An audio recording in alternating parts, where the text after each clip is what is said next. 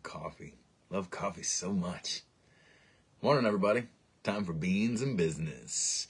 Welcome to the show. My name is Nicholas James Thomasma. It's March, March 2nd? March 2nd, 2023. And I am here in Grand Rapids, Michigan. The sun is trying to poke out. I'm seeing some patches of blue sky, and it's starting to feel like spring here in Michigan, which is a good feeling because that means summer is right around the corner, and summer is a very, very busy season. So what I wanted to talk today, I like to talk about the music business.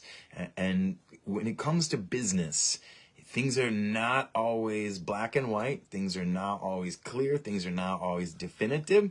And I was having a conversation with somebody about how to make decisions on whether or not they were like, should I take this gig? And I was like, well, do you want to do it?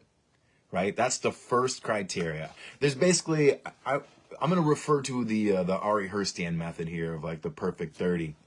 There's basically like criteria. There's 3 criteria. Is 1, do you want to do it? And that's big, right? And then number 2 is, does it pay well?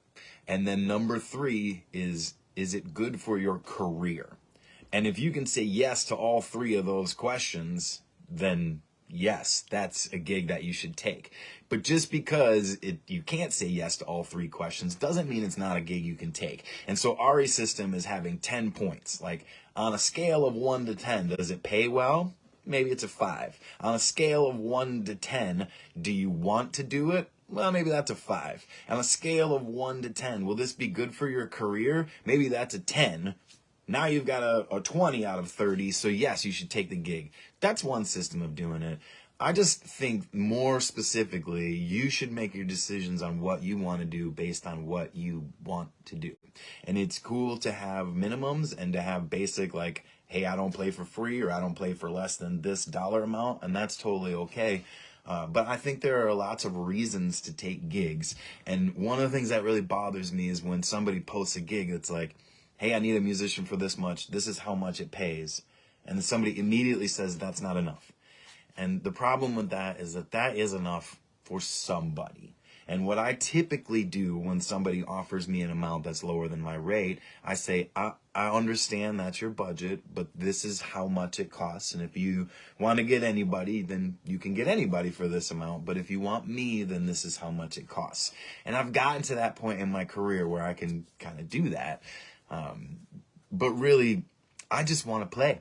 And so somebody, recently was like, that's cool that you would still do this gig at this stage in your career. And I was like, what are you even talking about, this stage in my career? I'm at the stage in my career where I just want to play. I want to play. So when people reach out to me and ask me to play, I automatically want to do that. That goes into the category of, do I want to do this? I want to play anywhere they want me to come play for them. So that kind of falls in there.